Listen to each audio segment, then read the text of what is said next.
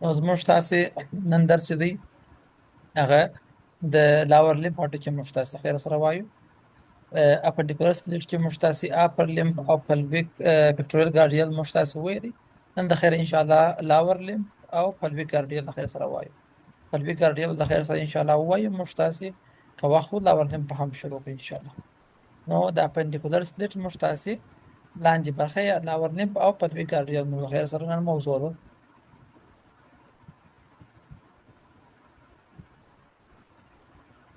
دا خبره موږ تاسو مخکې هم کړې وه چې اپر لمف او لاور لمف چې دی په سټرکچر کې فرق سره لري. سټرکچر کې سره ورته تقریبا، خو وظایف یې فرق سره لري تقریبا. ساختمان تقریبا سره ورته دی اپر لمف او لاور لمف، د لوړ هم کمربند سره لاندې هم کمربند سره هډوکي تقریبا ډېر زیاتره سره ورته دي. اوس به په کونه بیا ووایو. نو لاور لمف هډوکي موږ تاسو نن د خیر سره وایو. لاور لمف چې دی موږ تاسو وایو چې دا د وجود ټول هغه وزن څه پکې حمایه کوي یا سپورټ کوي. ان د وجود ټول هغه وزن چې دی هغه په لاور لمف یا په پښو باندې کېږي برداشت کېږي، نه ټول وجود هغه وزن چې دی. نو د وجود هغه د ټولو غټ ترینه او قوي ترینه هډوکي چې دي هغه د لاور لمف هډوکي دي. په لاور لمف کې موږ تاسې کوم برخې وایو؟ موږ تاسې دغه برخې وایو: پلویک ګارډیل د خیر سره وایو، تای یا ورون د خیر وایو، لیګ د خیر سره وایو او فوټ وایو. موږ تاسې نن به د خیر سره ان شاء الله پلویک ګارډیل وایو، ځکه دا هډوکي یو څه ډېر بحث غواړي. په اخر یې پسې خلاص کړئ ان شاء الله که چیرې وخت و. د لاور لمف هډوکي چې دي ټوله یو دېرش هډوکي کېږي. که تاسو چیرې فکر وو په اپر لمف کې موږ هډوکي څو وه؟ ټول هډوکي دوه دېرش هډوکي وه په اپر لمف کې. دلته په لاور لمف کې یو دېرش هډوکي دي، یو دانه ته کم دی. هغه په دې خاطر باندې چې د لاس په مړوند کې اته هډوکي موږ درلودله، کارپل سپون کې وه. په پښو کې موږ تاسې اووه هډوکي درلودل، یو دانه هلته کمیږي. صحیح دی؟ یو دانه کم شو. یو بل استثنا یا فرق هم لري. په اپر لمف کې چې وو د اوږې هډوکي دوه وه. صحیح شو؟ دوه یوې خواته دوه بلې خواته وه. خو په لاور لمف کې چې دی پلویس فقط دوه هډوکي دي، په لور نه دي. نو دوه باید کم سي نور هم. خو په پښو کې بیا چې دی په زنګانه کې په پټېلا کې دوه هډوکي چې دي اضافه دي بیرته. اوس بحث پر کوو. دلته که موږ تاسې وګورو دا لاور لمف دی. په لاور لمف کې موږ تاسې وایو چې اول دغه پلویک ګارډیل لازم یو هډوکی دا دی. صحیح دی؟ یو هډوکی هم راسته دی. موږ یوازې دغه یوې طرف هډوکي به حساب کړو. دا یو هډوکی شو. صحیح شو؟ بیا اصلي فیمور هډوکی دی، دا دوهم هډوکی شو. بیا اصلي لاین دلته په زنګانه کې پټېلا ده چې ده دغه پټېلا ده، د زنګانه سترګ، دا یې درېیم هډوکی شو. صحیح دی؟ بیا لاندې په لږ کې اولنا او راډیس دغه ټیبیا او پیبولا ده، ټیبیا پیبولا. نو یو دا څو شوله؟ دا پنځه هډوکي شوله. او بیا په پښه کې د پښې په دا بند کې ټارسل سپون چې دی هغه اووه هډوکي دي، اووه هډوکي به هغه سي. صحیح شو؟ او بیا وروسته څوارلس چې اووه پنځه څو کېږي؟ دولس کېږي. صحیح دی؟ بیا وروسته څوارلس د ګوته هډوکي دي. څوارلس د ګوته هډوکي دي. اووه پنځه خو دولس وه، څوارلس دولس څو سي؟ دا یې هم شپږ هډوکي شوله. او پنځه هډوکي چې بیا دي هغه د لاس د پښې پنجه ده، د پښې دغه پنجه میټا ټارسلس دي. ټوله څو کېږي؟ ټوله به یو دېرش هډوکي سي. صحیح شو؟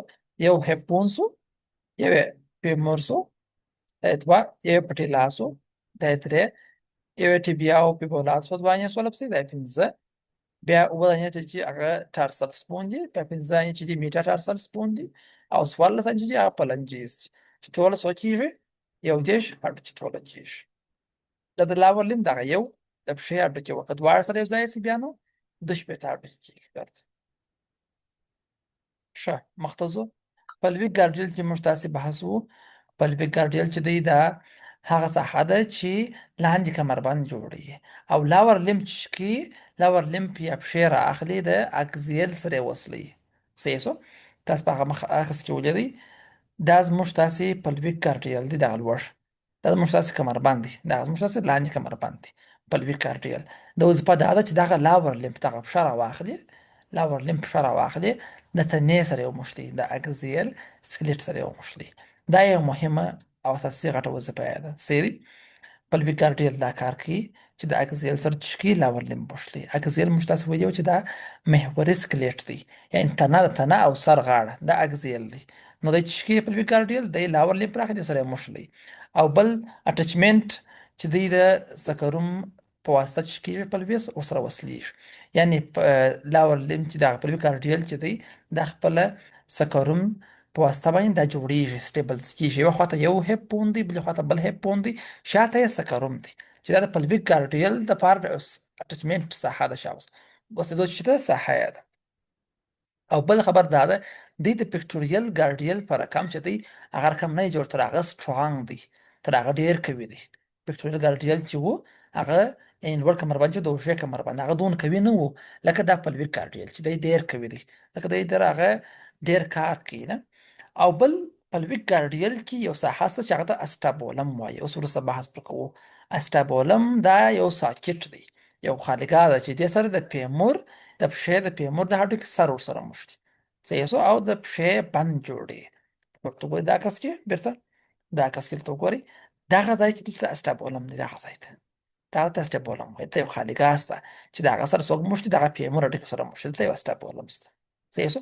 نو دغه ټوله چې دی دا پلویک ګارډیل دی، کمربند دی چې دلته اسټابولم لري او دغه سره بیا پیمر ورسره موښتي. اوس وروسته بحث پر کوو په هډوکي چې د خیر سره وایو چې اسټابولم چې دی څنګه جوړ شوی. دا عمومي خبرې دي مازې څه اول دپاره ښه.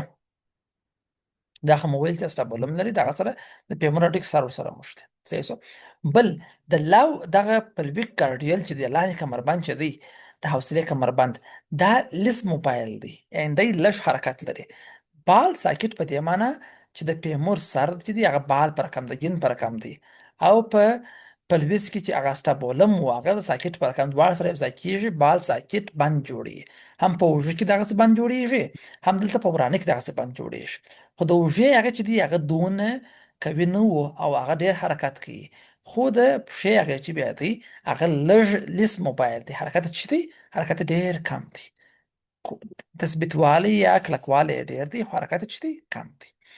او د لاندې کمربند د حوصلې کمربند چې دی دا هر وزر چې دی دا خپله چې دی خپله پلویک بون په اساس کې جوړېږي چې هغه ته کوکسل هډوکي ویل کېږي. کوکسل هډوکي یا پلویک بون او یا هم هیپ بون ته ویل کېږي. یعنې دغه پلویک ګارډیل د لاندې د حوصلې یا د لاندې کمربند دواړه خواوې چې دي دواړه وزرونه یې د کوکسل هډوکي په واسطه چې کېږي جوړېږي. تاسو ورته ګورئ کله ته موږ تاسو دا ټول حوصله دغه کمربند پارس کو، د حوصلې کمربند پارس کو یا لاندې کمربند پارس کو، دلته دغه یو وزر دا یو کوکسل هډوکی دی، کوکسل هډوکی دا بل خواته بل کوکسل هډوکی دی، دوه چې سوله کوکسل هډوکي سوله، شاته یې سکروم هم ورسره شته. دوی درې سره چې شکي په ګډه سره دغه کمربند جوړېږي شاوس، دا ته پلویک ګارډیل ویل کېږي، صحیح شو. د دې په واسطه باندې دا لاور لمپ یا پښه چې کېږي ټینګېږي، د تنې سره موښلی، صحیح شو. د ترمنځ تثبیت ډېر زیات دی او حرکت چې دی کم دی، نسبت اوږې ته د دې حرکت چې دی کم دی، خو د دې مقاومت بیا نسبت اوږې ته ډېر دی. دا تاسو چې وګورو دا یو کوکسل هډوکی سو یا هیپ بون سو، دا بل بیا بل کوکسل هډوکی سو یا هیپ بون سو. دلته مخ ته خپله سره یوځای کېږي، شاته یې سکروم سره یوځای کوي. سکروم بیا د اګزیل سکلیټ برخه ده، د ورټبرا اخري برخه ده، صحیح شو، چې دا په ګډه سره چې جوړي پلویک ګارډیل جوړي، د حوصلې کمربند جوړي. زموږ تاسو نن درس چې دی هغه هم دغه پلویک ګارډیل دی، د حوصلې دغه کمربند موږ تاسو وایو، چې باقي موږ تاسو دغه وزرونه یې وایو، کوکسل هډوکي وایو، چې وایو کوکسل هډوکي موږ تاسو وایو. سکروم بیا وروسته ویل کېږي، شاته چې دی هغه په ورټبراو کې ویل کېږي. نو پلویک ګارډیل چې دی موږ مخکې هم وویله چې دی لاور لمپ یا پښه رااخلي د ټرنک سره یې موښلي، ټرنک معنی تنه، د تنې سره یې موښلي. بل پلویک ګارډیل چې دا کمربند چې دی د ځینې ویسیدل اورګانز یا د ځینې حشوي غړو ساتنه کوي، لکه د کولمو، صحیح شو، لکه د مثانې، لکه په ښځو کې د رحم سره دغه برخو چې کوي ساتنه یا سپورټ هم کوي، حمایه یې کوي، ساتنه یې د هغو دپسې کوي.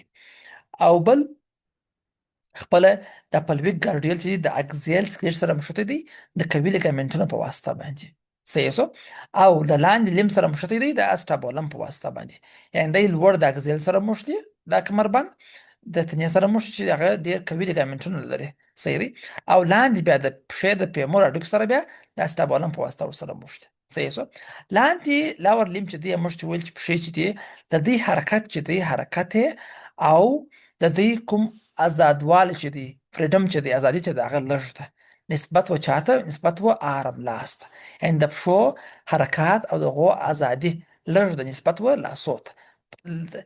برعکس تثبیت او قوت یې بیا ډېر دی. یعنې د پښو تثبیت قوت ډېر دی، حرکت یې کم دی. خو د لاسو بیا تثبیت دونه قوي نه دی، خو حرکت یې بیا چې دی ډېر دی. پلوي ګارډیل چې موږ مخکې هم وویله چې دواړو خواوو ته چې دی هغه هیپ بونز دی، جوړه هیپ بون دی. یو راسته دی بل چپه دی چې هغه ته کوکسل هډوکي وایي. د یوې خواته هم کوکسل وایي، د بلې خواته هم کوکسل ویل کېږي. صحیح شو.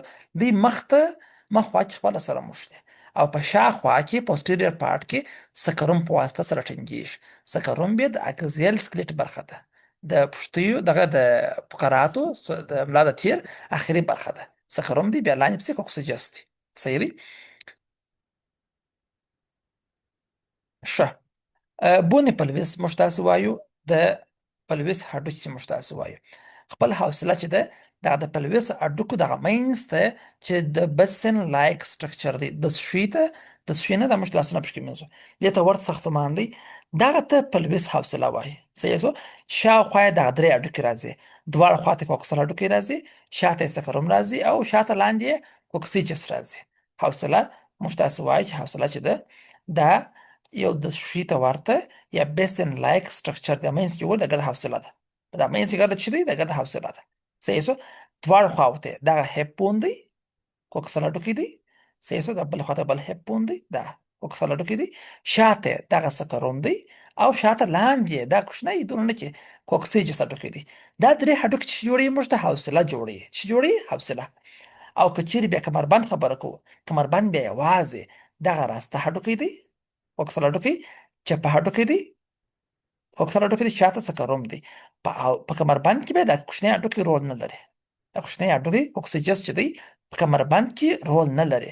حوصله جوړي د خالګا جوړي، لیکن په کمربند کې رول نه لري. کمربند بیا یوازې سکروم او کوکسل هډوکی دی. صحیح شو. که چیرې بیا د یو سره یو ځای کوکسیجس هغه بیا چې جوړي حوصله موږ ته جوړي. دا یو کوکسیکس یا کوکسیجس هډوکی دی، بل بیا کوکسل دی. کوکسل چې دی کوکسل دا کوکسل دا د غټ ته ویل کېږي، دا غټ هډوکی چې دا غټ هیپ بون دغه ته کوکسل ویل کېږي. لیکن دا کوچني ته بیا کوکسیکس یا کوکسیجس ویل کېږي. کوچنی هډوکی دونه نه کېږي. په حوصله کې دا ټول رول لري، لیکن په کمربند کې یوازې دغه لوړ شاوخوا رول لري. دا کوچنی رول بیا نه پېښ کېدای کمربند کې. ښه. زموږ تاسې نن درس چې د خیر سره موږ یوازې دا کوکسل هډوکی موږ تاسې وایو د خیر سره کوکسل هډوکی دا یا هیپ بون. صحیح شو. سکروم او کوکسیجس د خیر بیا وروسته ویل کېږي. هغه د ملا په فقرات کې ویل کېږي د خیر بیا.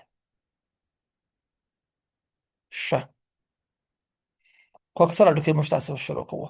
کوکسل خو موږ ویلي چې دې ته هیپ بون هم وایي. صحیح دی. دا دغه د حوصلې دغه دواړو خواوو ته چې هډوکي دغه غټ هډوکي دې ته کوکسل هډوکی ویل کېږي. دا کوکسل هډوکی په کوچنیوالي کې جلا یې په درې برخو ویشل سوی. یو برخې ته الیوم وایي، بلې ته اسکیوم یا اسخیوم وایي او بلې ته پوبیس ویل کېږي. صحیح دی. زه یې په عکسو کې ښکاره کوم چې بیا ته اسانه شي. دلته ورته ګورئ. دا په کوچنیوالي کې داسې سره جلا یي. دغه لوړې برخې ته یې ویل کېږي الیوم.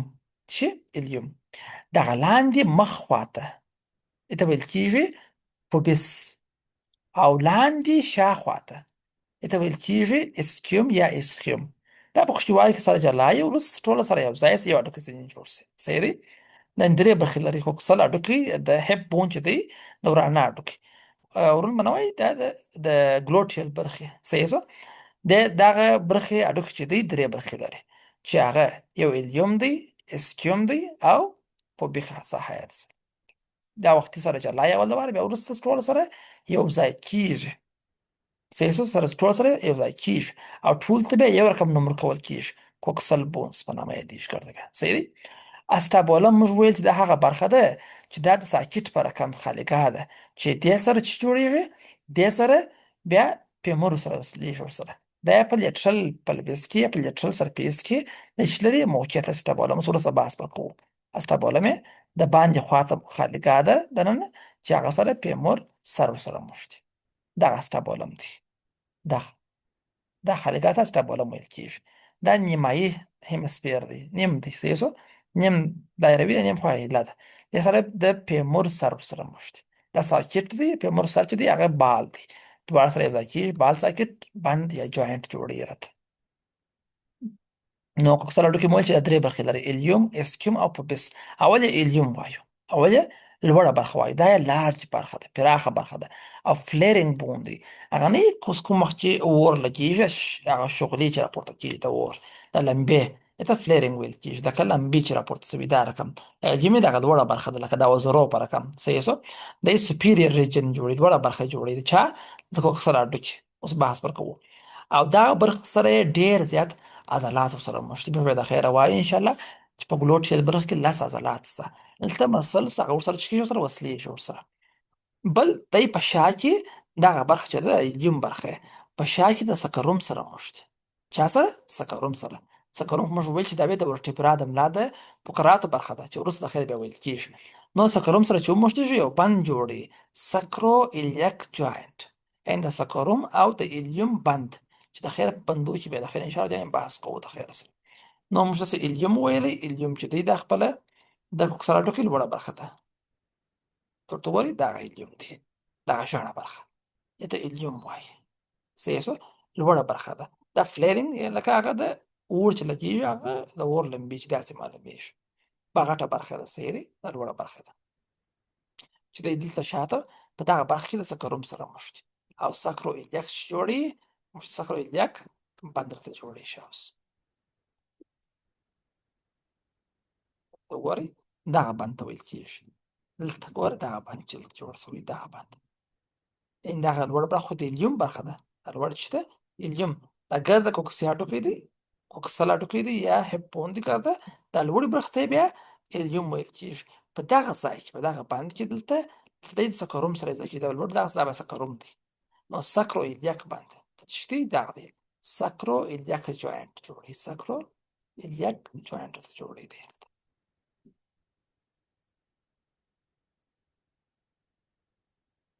دوهم برخه اسکیوم دی. اسکیوم موږ تاسو وایو. اسکیوم بیا پوسټیریر انفیریر موقعیت لري، شاته دی او لاندې دی، شاته دی او لاندې د کوکسل هډوکي شاته او لاندې موقعیت لري. ورته ګورئ دغه بانجاني رنګ چې لري دغه شاته او لاندې موقعیت لري، دغه ته بیا اسکیوم پارټ وایي. دی د مخ خواته د پوپس سره مشتي، دغه ګوره پوپس دی، مخ خواته د پوپس سره مشتي او لوړ خواته د الیوم سره بېرته مشتي، لوړ خواته د الیوم سره مشتي، مخ خواته د پوپس سره مشتي. دا دوهم برخه یا اسکیوم پارټ، دا اسکیوم دی. شاته پوسټیریر انفیریر موقعیت لري، شابوس د کوکسل هډوکي په شاته او لاندې موقعیت لري. مخ خواته چا سره مشتي؟ د پوپس سره مشتي، مخکې خواته مو ویله د پوپس سره مشتي، لوړ د الیوم سره مشتي. په دې کې مهم ساختمان چې دی هغه اسکیل ټوبلیزټي ده، دی په ځان کې یو زیږه برخه لري. اوس په عکس کې وګورو دغه زیږه برخه چې ده دا د ټوله د ورانه هډوکي یا هپ بون چې دی د هغه کلکترینه برخه ده. شابوس اسکیوم پارټ چې دی دا د ټوله هډوکي د ټولو کلکترینه برخه ده. دلته مو ویلي چې دغه ته ویل کېږي اسکیوم، لوړ د الیوم سره مشتي او مخ د پوپک سره مشتي. صحیح شو. دغه ټوبلیزټي ده، وینئ دی اسکیل ټوبلیزټي دغه ده، د زیږه برخه دلته ښه معلومېږي، دلته وګورئ دغه ده اسکیل ټوبلیزټي، دغه د ټولو کلکترینه برخه ده دې هډوکي، د ټولو هډوکي دا کلکترینه برخه ده. صحیح شو. په اسکیوم کې دوه شیان ډېر مهم دي، یو دغه سپاین دی، دغه سپاین د وتلې برخه ده، او بل دغه ټوبلیزټي ده. دغه دوی برخې ډېرې مهمې دي په اسکیوم کې. صحیح شو. دلته یو رایمس هم دی، دغه رایمس دی، اسکیل رایمس معنی تیغه جوړوي، دغه د فورامین څنډه جوړوي. صحیح شو. دې ته اوبسټریټور فورامین ویل کېږي، دا فورامین د دې د هغه بغل دی جوړوي چې هغه ته اسکیل رایمس ویل کېږي. خیر په اسکیوم کې مهم شی چې دی دغه سپاین دی، اسکیل سپاین دغه ډېر مهم دی، او دغه ټوبلیزټي ډېره مهمه ده، ځکه دغه د ټوله هډوکي کلکترینه برخه چې دغه ټوبلیزټي ده. شابوس دی جوړوي. دا دوهم برخه ده د هډوکي. هغه اوس دریم برخه وایو. دریم برخه دغه مخ خواته ده، دغه سره پوپس برخه ده. صحیح شو. نو دریم برخه چې دغه شته هغه پوپس دی، مخ ته انټیریر ته موقعیت لري. شابوس د کوکسل هډوکي مخ ته موقعیت لري، دا هوریزنټلی دی. صحیح شو. داسې فوقي پرته ده. شابوس صحیح شو. مخ ته پوپک سمپیز سره یو ځای سي، مخ ته ویل کېږي پوپک سمپیز. چې پوبیک سمپیس هغه ساحه ده چې دا دواړه پوبیس د دواړو ډوک سره یو ځای کیږي او دا یو فایبرو کارټلیجس برخه ده. دلته یو غضروفي بند جوړیږي او غضروف په منځ کې غضروف دی او بند جوړیږي. دا په میډ لاین برابر دی، د پزې پر برابر موقعیت لري. صحیح شو؟ میډ لاین باندې چې دی دا برابر دی. نو دریم برخه یې موږ وایو چې دا چې دی پوبیس دی. درېیمه یې پوبیس دغه برخه ده، سره برخه، دا یې پوبیس برخه ده. صحیح شو؟ چې دا مخ ته دلته سمپیز پوبیس دغه برخه ته ویل کېږي سمپیز پوبیس د بل سره یو ځای کېږي او غضروف لري د خپله. صحیح شو؟ دا مو ویلې. نو اوس موږ تاسې اول الیوم ویل، دغه لوړ الیوم مو ویلې، اوس د الیوم برخې وایو پسې دا الیوم اول دوباره وویلې، بیا مو شاته دغه اسکیو مو ویلې. صحیح شو؟ بیا مو مخ ته دغه پوبیک ویلې. دا درې برخې د کوکسل هډوکي برخې دي. اوس راځو اول دغه د الیوم برخې وایو چې په دا الیوم کې موږ تاسو څه شي وینو. صحیح شو؟ په الیوم کې اول مهم شیان چې دي دوه سرفیس دي، یو دغه داخلي خوا ده ته انټرنل سرفیس وایي او بل دا خارجي خوا ده ته بیا ایکسټرنل سرفیس وایي، خارجي خوا. صحیح شو؟ دوه سرفیس اول دوباره انټرنل او ایکسټرنل، داخل ته او خارج ته. په داخل خوا کې اول څه لري؟ په داخل کې دلته یو پوسا لري، ته ویل کېږي الیاک پوسا. دا خو الیوم دی نو الیاک پوسا په داخل کې موقعیت لري. صحیح شو؟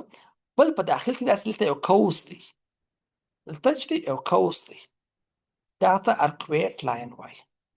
ارکویټ لاین کوس ماننده لیک ارکویټ لاین. په داخل کې دغه دوه مهم شیان شوله، یو الیاک پوسا شوله او بل دغه ارکویټ لاین شو. دغه یې مهم شی شول په الیوم په داخل کې دغه مهم شیان شوله. صحیح دی؟ بل په لوړه برخه کې چې دی دا کریسټ دی، الیاک کریسټ وینئ دا ته ویل کېږي الیاک کریسټ. دا ډېره مهم برخه شوله په لوړه برخه کې، په لوړې خوا کې.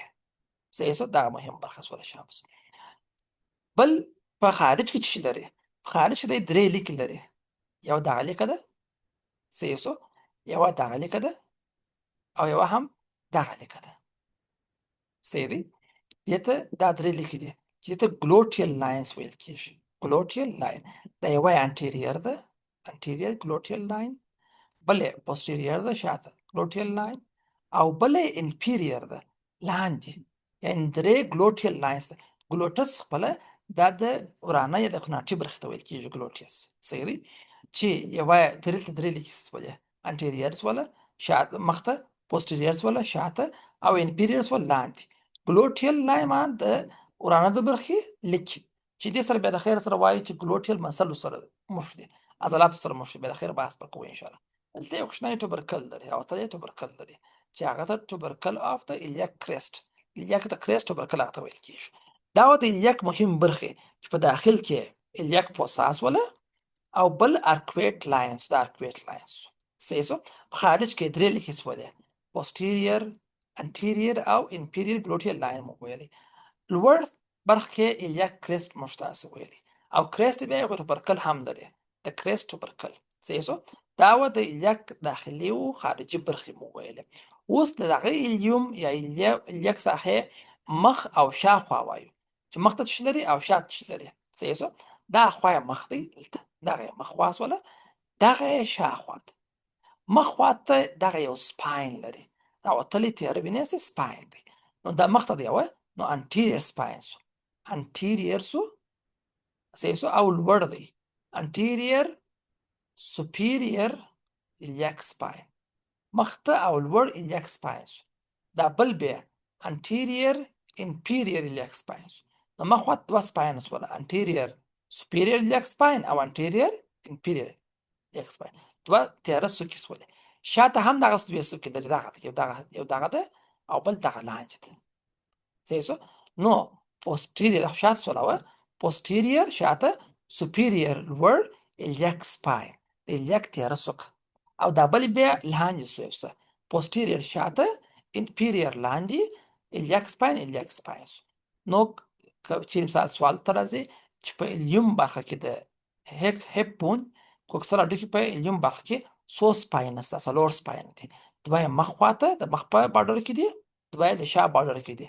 مخ ته چې دی انټیریر سوپیریر الیاک سپاین شو، anterior inferior iliac spine سو، شاته posterior superior iliac spine سو، posterior inferior iliac spine سو. دا و د الیاک مهم برخې. او په شا کې الیوم دلته یو ناچ هم دی، دغه وینئ دا غټ ناچ دی، دا ته ویل کېږي ګریټر سیاټیک ناچ. ګریټر سیاټیک دلته نوم شته په دغه چپه عکس کې، ګریټر سیاټیک ناچ ته ویل کېږي. دا د سیاټیک نرو دپاره دی، رګ نسا نه دی. موږ وایو چې رګ نسا، چا چې مثال رګ نسا لري معنا په شا یې درد کوي نه، دلته رګ نسا تېرېږي، غټ سیاټیک ناچ دی. صحیح. دا و د الیوم برخې. اوس راځو لاندې اسکیوم وایو، اسکیوم یا اسکیوم وایو، دا خبره وایو. په اسکیوم کې ما مخکې هم درته ویله چې دوه شیان ډېر مهم دي. یو دغه اسکیل سپاین دی، اسکیل سپاین ډېر مهم دی شاباس. یعنې په اسکیوم کې راوتلی زوز مانند ساختمان دی. صحیح شو. دغه د الیاک سپاین څخه لوړ چې دغه ناچ دی، دا غټ سیاټیک ناچ و، ګریټر سیاټیک ناچ و. او د الیاک سپاین لاندې دلته یو بل ناچ جوړېږي، کوچنی ناچ وینئ، کوچنی ناچ دی، دا بیا لیسر سیاټیک ناچ دی. معنا کوچنی د رګ نسا دپاره ناچ دی. دلته هم رګ نسا عصب تېرېږي، هلته لوړ غټ تېرېږي، لاندې کوچنی تېرېږي. نو په اسکیوم کې اول مهم شی دغه سپاین دی، اسکیل سپاین دی، دستي بیا لاندې دغه ناچ دی، لیسر یا کوچنی سیاټیک ناچ دی. او بل مهم شی دغه ټوبلزټي وه، د اسکیوم ټوبلزټي وه شاوس. او یو دغه ریمس یو تیغه وه چې دا پورامین جوړوي شاوس. صحیح شو. دا و اسکیوم. اسکیوم لاندې دونه شی نه و پکې، دا نورې باډي ده شاوس، داسې کوم شی نشته پکې. راځو دریم برخه پوبیس وایو، دا پوبیس دی، دا مخ ته. پوبیس بیا څه شی لري؟ پوبیس بیا اول د وار دغه رامس دی، رامس ځکه د پورامین تیغه جوړوي، دا رامس دی، سوپیریر رامس دی، دا لاندې انپیریر رامس دی. دوه رامس لري، یو دغه لوړ رامس دی، دغه لوړ رامس، او بل دغه لاندې رامس دی. دی د دغه فورامین، دغه فورامین چې دی د اوبټیټور فورامین دغه تیغې جوړوي، د تیغې ته رامس ویل کېږي. یو لوړ تیغه سوله، بل یې دغه لاندې تیغه سوله، دا ته رامس ویل کېږي. په بیک کې ما اول رامس ویلی. صحیح شو. بل په بیک کې چې دی یو ټوبرکل شته، کوچنی ټوبرکل دی. موږ ویل چې د بیضوي راوتلې برخې دغه ټوبرکل شو، کوچنی چې شو دا ټوبرکل شو. صحیح. نور په بیس باډي د ګرده او مخ دغه سمپیز برخه ده، چې دی په بیک سمپیز برخه ده، دا د غوزرو په واسطه سره یو ځای کېږي یو د بل سره. صحیح شو. او دلته یوه انه لیکه هم لري، دلته یوه انه پکټین لاین په نامه لیکه هم دی دلته لري. صحیح دی. او بل دلته یوه انه کریسټ لري، کوچنی کریسټ لري دلته، په بیک کریسټ په نامه یادېږي. په بیک ټوبرکل دی دستي، بیا شاته په بیک ته په بیک کریسټ دی دستي، په بیک کریسټ. دا د په بیک برخې اډوکې برخې سولې. نو موږ تاسو ویلي چې دا کوکسل یا د هیپ بون دی چې یو راسته دی بل چپه دی. صحیح دی. په دې کې موږ وایو چې دواړه برخې چې ده هغه الیوم دی، چې دی الیوم دی. الیوم داخلي خوا لري او خارجي سرفیس لري، انټرنل او ایکسټرنل سرفیس لري. په داخلي انټرنل برخه کې یو الیاک پوسا مو ویله، بل مو دغه ارکویټ لاین ویلي. په لوړه برخه کې دلته چې دی الیاک کریسټ دی، الیاک چې دی کریسټ دی. دا کریسټ یو ټوبرکل هم لري، ټوبرکل اف الیاک کریسټ. صحیح شو. بل مو ویله چې په داخل خارج خوا کې بیا درې لیکې سولې، انټیریر ګلوټیل لاینز و، پوسټیریر ګلوټیل لاینز و، او انفیریر ګلوټیل لاینز و، درې لیکې سولې. صحیح دا مو ویلې. او بل مو ویل چې په دغه الیوم کې مخ ته دوه سپاینه دي، دغه سپاین دی او دغه سپاین دی، شاته هم دوه سپاینه دي، تیاره ځایونه دغه سپاین دی او دغه سپاین دی. د مخ سپاین ته ویل کېږي انټیریر سپاین دی، په یو لوړ دی او لاندې دی، انټیریر سوپیریر او انټیریر انفیریر. شاته به ویل کېږي پوسټیریر سپاین، په یو لوړ دی بل لاندې دی، posterior superior spine posterior inferior iliac spine. صحیح شو. دا مو ویلې. بیا رالو اسکیوم ته رالو. په اسکیوم کې مهم شی چې و دغه اسکیل سپاین و.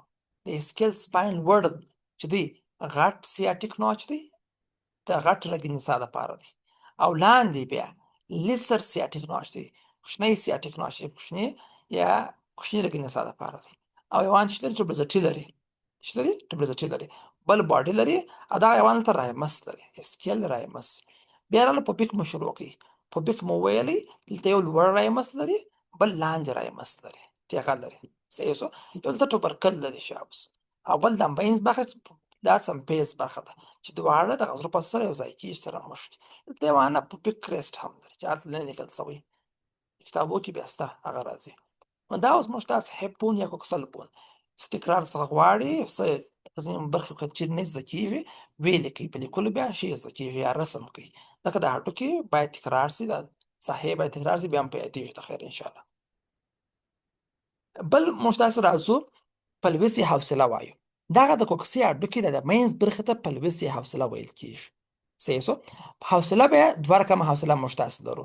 یوه ته ویل کېږي غټه حوصله ګریټر یا فالس حوصله، بل ته وایي ترو یا لیسر حوصله ورته ویل کېږي. دا کس به زه ښکاره کړمه، دا کس راسئ. دغه موږ تاسو چې په هغه موږ تاسو چې دا اوس په الیاک هډوکي کې وویل چې دلته دغه الیاک دغه ارکویټ لاین چې و، ارکویټ لاین دغه ځای کې چې کوس چې و، دا د کوس شاوخوا ساحه باندې چې ګرده لیکه راوګرځوې لوړې برخې ته ویل کېږي فالس پلویس یا غټه حوصله، او لاندې برخې ته ویل کېږي لیسر پلویس یا ترو پلویس یا حقیقي حوصله. صحیح شو. ارکویټ لاین دی، مخ دلته پکټین لاین دی، بیا پوبیک توبرکل پوبیک کریست دی، شاته د سکروم وزرونه دي چې دا ګډ سره یو ځای کې دایره ځینې جوړیږي چې دته ویل کېږي پلویس بریم سرحد. بریم معنا سرحد، پلویس بریم سرحد. دغه سرحد څخه لوړ چې دی هغه غټه حوصله ده، ګریټل یا فالس کاذب حوصله ده شابس، حقیقي نه ده کاذبه ده. حوصله معلومیږي حوصله خو اصلي کې نه ده حوصله معلومیږي، او لاندې به چې ده هغه ترو پلویس دی، معنا حقیقي واقعي پلویس یې حوصله ده. صحیح شو. بالعکس به درته راولمه چې ورې ښه واضح معلومیږي.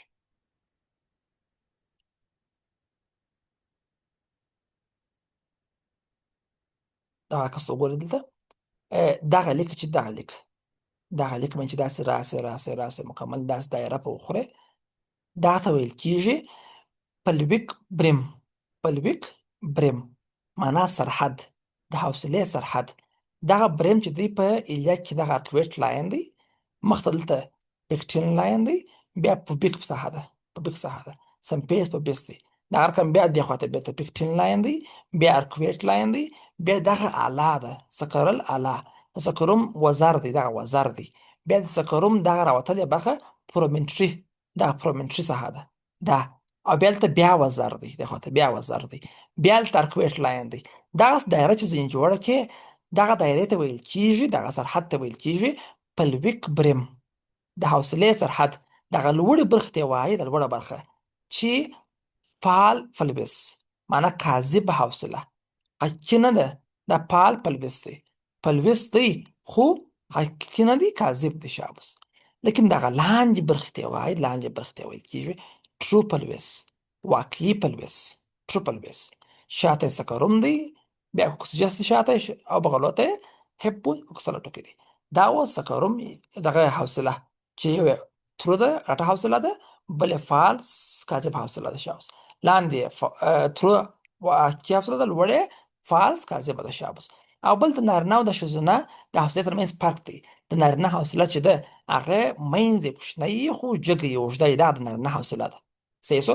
د ښځې هغه چې بیا ده هغه برعکس لنډه یي او پراخه یې ډېر بیضوي، دغه ماشوم دپاره ساحه برابروي، او دغه انګل چې دی پراخه یي د ښځو هغې، نارینه هغې چې هغه کوچنی یي. نو د ښځو هغې هډوکي یې کمزوري دي، حوصله یې کوچنۍ ده، اوږدوالی جګوالی کم دی، مابینځ یې غټ دی. نارینه هغې برعکس دی. دا یې فرقونه شوه د ښځې او د نارینه د حوصلې. دلته هم تاسو فرقونه وینئ. دا د نارینه حوصله ده، هارټ شیپ دی، دا د ښځې حوصله ده، دا اوول شیپ بیضوي شکل لري شابس.